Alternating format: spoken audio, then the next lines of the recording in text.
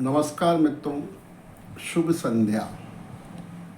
आज दिनांक 7 अगस्त है और वार है बुधवार। और जैसा आप जानते हैं, हम इन दिनों एक सीरीज चला रहे हैं विमल विचार, जिसमें ये 5वां एपिसोड लेकर मैं उपस्थित हूँ। कल का जो चौथा एपिसोड था वो एक महान वैज्ञानिक को समर्पित था।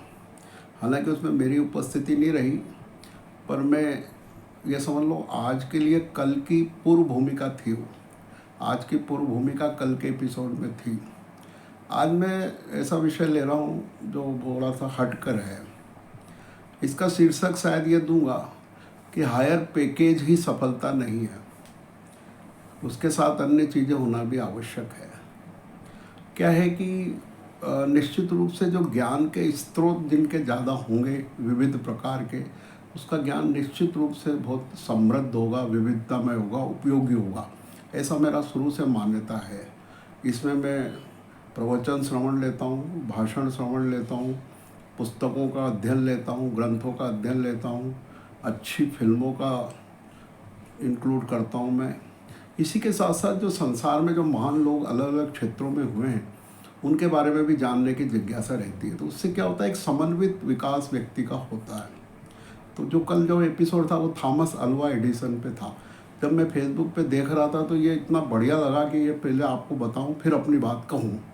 तो एक्चुअल में वो जो है बात ये है कि शुरू से जैसे मेरे को पढ़ने की आदत थी।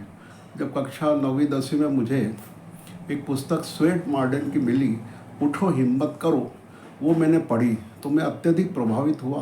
और फिर स्वेट मार्डेन की बहुत सी पुस्तकें मैंने अध्ययन की, उससे मेरे विचार बने, एक लक्ष्य बना, एक स्टाइल बनी। इसी प्रकार से अमेरिका के ये 2-3 लोग और हैं, इसमें थॉमस अल्वा एडिसन महान वैज्ञानिक हैं। बहुत ही उन्होंने एक बल्ब का आविष्कार तो किया ही, पर उसके साथ साथ उनके नाम से 1000 पेटेंट हैं।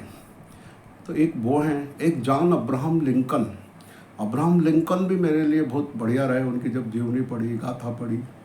इसी प्रकार जॉर्ज वाशिंगटन, जिन्होंने अमेरिका के राष्ट्रपिता कहलाते, और एक डेल कार्नेगी, जिन्होंने बहुत अच्छी 2 पुस्तकें पढ़ी हैं। तो ये इन लोगों को पढ़ने से क्या समझ में आया कि किस प्रकार से जीवन को जीना चाहिए और समाज को और देश को कुछ देना चाहिए। तो जैसा थॉमस अल्वा एडिसन की बात मैं करूं तो ये व्यक्ति सब्जी बेचते थे अपने कस्बे में, और सब्जी लेने के लिए ये शहर जाते थे। तो शहर से जब ये सब्जी लेके आते थे तो बीच का रास्ता रहता था 1-8 घंटे का, उसमें इन्होंने सोचा क्या करूं। तो उसमें इन्होंने नए नए प्रयोग ट्रेन में ही शुरू किए। और देखिए, एक सब्जी खरीद कर लाने वाला, बेचने वाला भी इतना बड़ा वैज्ञानिक संसार का बना। तो मेरा ये कहना है कि जो लोग भी टेक्निकल फील्ड में हैं, अलग अलग क्षेत्रों में हैं, वैज्ञानिक क्षेत्रों में हैं, तो उन्हें निश्चित रूप से कुछ ना कुछ अलग से भी करना चाहिए, जिससे कुछ ना कुछ उनकी उपयोगिता बनी रहे। केवल एक क्षेत्र पे कि मेरा बहुत ज़्यादा हायर पैकेज है, उससे ही सब कुछ मान लेना मैं उचित नहीं समझता। उनको निश्चित रूप से अपनी उपयोगिता मूल रूप से कुछ करके दिखाना चाहिए। ये मेरा उद्देश्य था। धन्यवाद।